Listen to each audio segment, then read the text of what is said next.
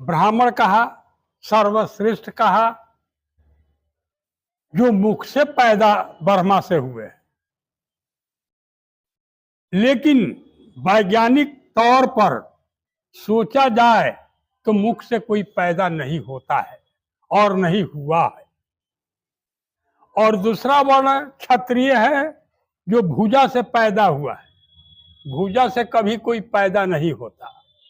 कि जे बरड़ा धम तेली कुम्हारा, अस्वपच की रात कोल कलवारा। अब देखिए इसमें कौन कौन जातियां आती है। जो कोयरी है, कुर्मी है, कानू है, कुम्हार है, लोहार है, सोनार है इत्यादि। ब्राह्मणों ने ऐसा तरकीब किया कि शूद्र दो तरह का बनाया, एक स्वछूत और एक अछूत। गाधा पी सकता है, घोड़ा पी सकता है, कुत्ता पी सकता है, माने कोई भी जानवर पी सकता है, लेकिन उससे अशुद्ध नहीं होता था। और आदमी छू दिया तो वह तालाबे अशुद्ध हो। गाय के गोबर, गाय के घी, गाय के दही, गाय के मूत्र और जो है सो गाय के घी 5 गो सहेजा किया गया और 121 को घाड़ा में उसको भरवाया गया। घाड़ा को उलट देगा, उसमें डाल देगा और खूब हाथ से हिड़ोर देगा। तो जब 121 घाड़ा का गुह मूत्र जो उसमें डाल दिया गया तब उस शुद्ध हो गया। बाबा साहब चमार थे तो चमारे के लिए सब कुछ किए हैं। आज नारियों के लिए जो अधिकार उन्होंने दिया है संविधान में, अगर नारी शिक्षा का और नारी का सामाजिक स्तर का अधिकार नहीं दिए होते, समानता का अधिकार, तो आज प्रतिभा पाटिल राष्ट्रपति नहीं बनती, आज श्रीमती इंदिरा गांधी प्रधानमंत्री नहीं बनती। अब हम सर से जानना चाहेंगे कि मौजूदा परिवेश में अभी अम्बेडकरवादी लोग मिशन तो चला ही रहे हैं, लेकिन मिशन चलाने के दौरान में जब एक समय था, जैसे ललई सिंह यादव, पेरियार हो गए, बाबू जगदेव प्रसाद कुशवाहा हो गए, ये लोग खासतौर से अभी के दौर में पहले शूद्र ही थे, लेकिन अभी उनको ओबीसी समाज के लोग कहते हैं कि ओबीसी समाज के महापुरुष है। तो हम सर से जानना चाहते हैं कि शूद्र कौन, जो शुरू से चमार, दुसाध, धोबी, पासी, मिस्तर, इन्हीं लोगों पे ये चीज आरोप लगता रहा कि शूद्र यही लोग है। लेकिन ब्राह्मणवादी मनुस्मृति के हिसाब से उसमें कहा गया है कि यादव भी शूद्र है, कुशवाहा भी शूद्र है, कुर्मी भी शूद्र है, तेली भी शूद्र है। लेकिन तेली के दौरान गांव में कहावत है सर की, कहा जाता था कि तेली के मुंह देखने से जतरा खराब हो जाता है। तो हम चाहेंगे कि सर शूद्र कौन, इस पे थोड़ा सा प्रकाश डाले सर। आपका प्रश्न तो बहुत ही लाजवाब प्रश्न है और इसको समझने की जरूरत है कि शुद्ध तो उसको होना चाहिए जो कुकर्म करते हैं, जो झूठ बोलते हैं, जो जाल फरेब करते हैं।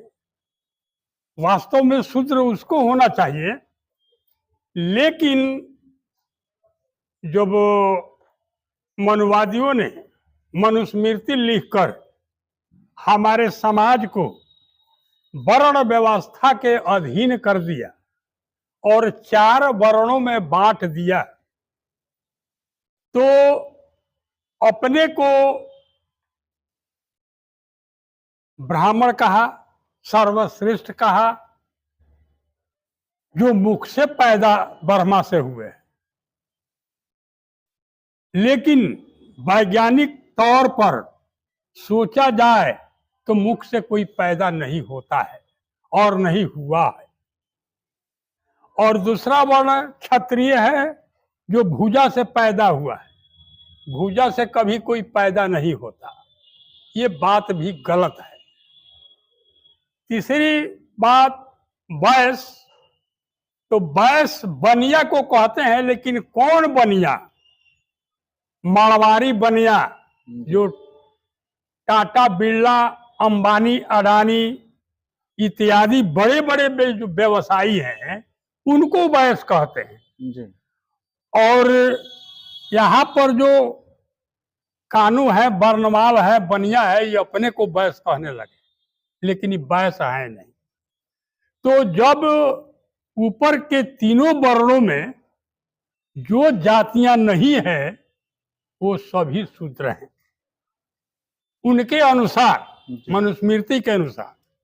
यहाँ तो बात से कहने की बात तो अलग है, लेकिन ग्रंथ लिख कर भी उसको समाज में स्थापित करने के लिए ये थोप दिया गया है कि जैसे तुलसी ने लिखा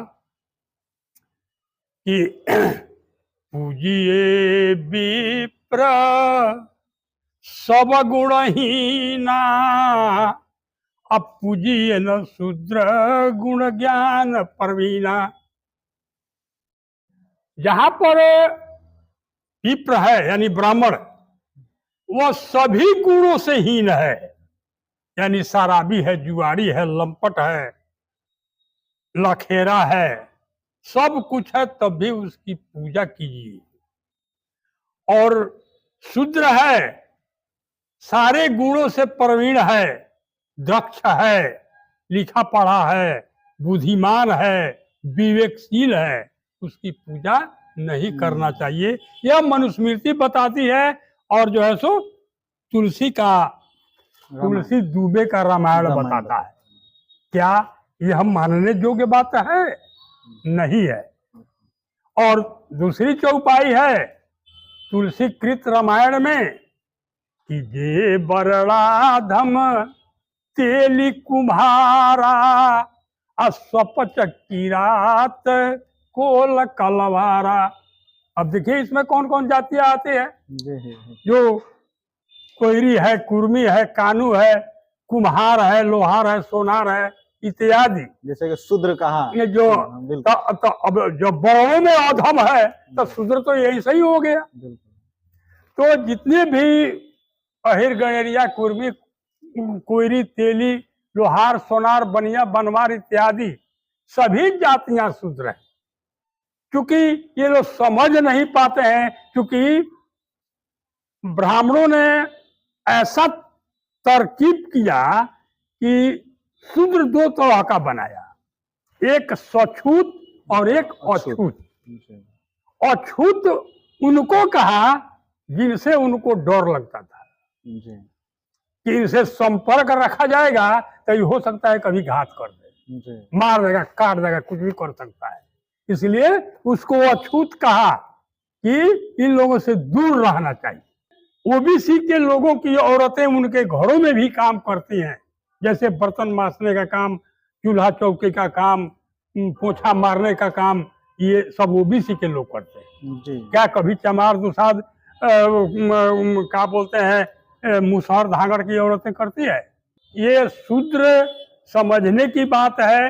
ये ब्राह्मण, क्षत्रिय, वैश्य, ये तीन वर्गों को छोड़कर बाकी सभी शूद्र हैं। इसलिए कि यदि ये लोग शूद्र नहीं होते तो उत्तर प्रदेश के मुख्यमंत्री अखिलेश यादव को कुर्सी छोड़ने के बाद उस कार्यालय को, उस ऑफिस को पूरा धुलाई नहीं होती और उस पर गंगा जल और गौमूत्र छिड़क कर उसको शुद्ध नहीं किया जाता। रामनाथ कोविंद जो गए थे मंदिर में पूजा करने के लिए, उनको भीतर नहीं जाने दिया और मंदिर के सीढ़ी पर ही उसको पूजा कराकर वहां से खींच दिया गया। तो कहने का मतलब कि शूद्रों से मंदिर छुआ जाता है। शूद्र मंदिर बना दे स्वीकार है, लेकिन पूजा करे या स्वीकार नहीं। सर इस पे हम चाहेंगे एक बार कि बाबा साहब जब कालाराम मंदिर जाते हैं, हाँ, उस दरमियान उन पे हमला होता है। हाँ, और बाबा साहब उस समय कहते हैं कि हम मंदिर में जाने की लड़ाई नहीं, हम समाज में स्थापित होने के लिए हम लड़ाई लड़ रहे हैं। हाँ। लेकिन उसके बाद में जब बाबा साहब 14 अक्टूबर 1956 को जब दीक्षा लेते हैं, उसके बाद में यही ब्राह्मण लोग कहा कि नहीं, दलितों को भी अब मंदिर में जाने का प्रवेश का अधिकार दिया, क्योंकि अब ये लोग यहाँ से कटेंगे और अपना धर्म का प्रचार, अलग करने लगेंगे। इस पे हम चाहेंगे सर का दो। तो कहने का मतलब कि ये लोग तो बाबा साहब संविधान लिखकर बनाइए दिए। तो जैसे महाद सत्याग्रह जो चला, महाद तालाब का पानी जो नहीं पीने देता था लोग किसी को, केवल सवर्णों के माने वे तालाब था। और पानी के लिए लोग मरमर जाते थे शूद्र लोग, लेकिन किसी को पानी भरने नहीं दिया जाता था। उस समय बाबा साहब ने महाराष्ट्र हाई कोर्ट में केस करके और अंग्रेजों द्वारा माने स्वीकृति प्रदान करा दिए थे, लेकिन स्थानीय तौर पर इन लोग को डर से लोग पानी नहीं भरने जाता था और नहीं पीता था। लास्ट में 27 मार्च 1927 को बाबा साहब स्वयं एक मीटिंग किए और जो है सो सभी दलितों को साथ लेकर गए वहां पर महाद तालाब पर, चौदार तालाब पर, और वहां खुद उन्होंने अपने पानी लेकर पिया और सभी लोगों को पानी पीने के लिए कहा। सभी लोग पानी पिए, लेकिन उसी वक्त इन मनुवादियों को, इन सवर्णों को खबर मिल गई कि अंबेडकर ने तो सारा तालाब जो है तो अशुद्ध कर दिया। जब यह खबर मिली तो वे लोग लाठी डंडा भाला गणास लेकर वहां पहुंच गए, लेकिन बाबा साहब अपने अनुयायियों को कह दिया कि किसी को हाथ नहीं उठाना है। अगर चाहते तो बाबा साहब इन लोगों का कचूमर कढ़वा देते, ये लोग कितने संख्या में थे, लेकिन अब उसके साथ ओबीसी भी तो थे हैं सवर्णों के साथ। ये लोग अपने को सवर्ण पूछते हैं ओबीसी के लोग। तो ये लोग गए और लाठी डंडा से किसी का कपार फोड़ दिए, किसी का हाथ तोड़ दिए, किसी का गोड़ तोड़ दिए, मार मार कर मैंने घायल कर दिए। लेकिन बाबा साहब ने कभी मना नहीं किया, अपना दर्द दवाई कराया और जो है सो अपने अपने घर गए। अब देखिए उस समय तालाब अशुद्ध हो गया, तालाब अशुद्ध हो गया तो उन लोगों का पानी पीना अब माने कठिन हो गया कि अब पानी कहाँ से पिए।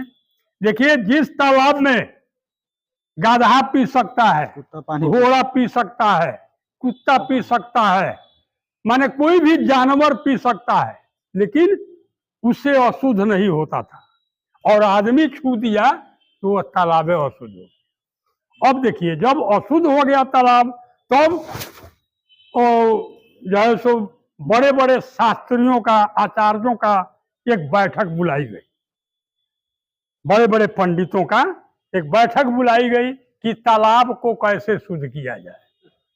तो तालाब के शुद्ध करने के तरीका लोगों ने इजाद किया कि 121 गो कोरा घैली मंगवाया गया, घाड़ा 121 गो, 121 को घाड़ा में गाय के दही, गाय के घी, गाय के मूत, गाय के गोबर, गाय का घी, इसको कहते हैं क्या, पंचामृत। पंचामृत कहते हैं। अच्छा। वो अमृत होता है। अच्छा, वही अभी पूजा में अमृत वही जो अष्टजाम लोग करवाते हैं, जजमान को सिखाया जाता है पंचामृत। जीभ सब कम कम जीभो बोलू ठेका लो, जबान पर रख लो। पहले तो पिलाया जाता था और लोग पीते थे, लेकिन आजकल लोग पी नहीं रहे हैं, तो कम से कम जबान पर ठेका लो।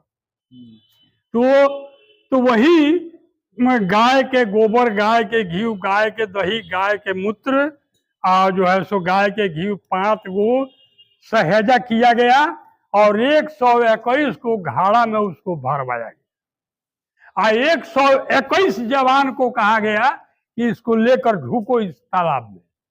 आज जब 21 घाड़ा को उलट देगा, उसमें डाल देगा और खूब हाथ से हिड़ोर देगा। तो जब 121 घाड़ा का गुह मूत्र जो उसमें डाल दिया गया, तब वो शुद्ध हो गया। अब आप लोग सोचें, हम लोग सोचें कि वास्तव में वो शुद्ध हुआ या अशुद्ध हुआ। तो जो बात, जो व्यवस्था शुद्ध अशुद्ध की भी पहचान नहीं कर सकता है, शुद्ध को अशुद्ध, अशुद्ध को शुद्ध कहता है, उस व्यवस्था में हम क्यों रहेंगे? क्या कोई जरूरी है उसमें रहना? हम स्वतंत्र हैं, हमारा संविधान बाबा साहब का दिया हुआ लागू है, तो हम अपने मन से क्यों नहीं अपना जीवन यापन करेंगे, अपना क्रियाकलाप संविधान के अनुसार करेंगे। तो ये रही शुद्धता और अशुद्धता की बात। तो ब्राह्मणवाद जो है उसी समय जो है मनुस्मृति बाबा साहब ने जलाया था। मनुस्मृति भी जला दिया कि 25 इसी के कारण जो ये सारी चीजें हो रही है, न रहेगी बांस न बाजेगा बांसुरी। जिस समय ब्रह्मवाद इतना जकड़ा हुआ था उस वक्त उन्होंने मनुस्मृति को जला दिया, लेकिन कोई बाल बांका नहीं बाबा साहब का नहीं कर सका। लेकिन तो अभी के परिवेश में लोग डरते हैं बहुत ज्यादा। आज भी डरते हैं। डरता है लोग। जय भीम कहने से लोग डरते हैं कि लोग समझ जाए ये चमार है। अरे चमार का जय भीम है। बाबा साहब चमार थे तो चमारे के लिए सब कुछ किए हैं। नहीं। आज नारियों के लिए जो अधिकार उन्होंने दिया है संविधान में, अगर नारी शिक्षा का और नारी का सामाजिक स्तर का अधिकार नहीं दिए होते, समानता का अधिकार, तो आज प्रतिभा पाटिल राष्ट्रपति नहीं बनती, आज श्रीमती इंदिरा गांधी प्रधानमंत्री नहीं बनती, आज राष्ट्रपति मुर्मू प्रधानमंत्री नहीं बनती।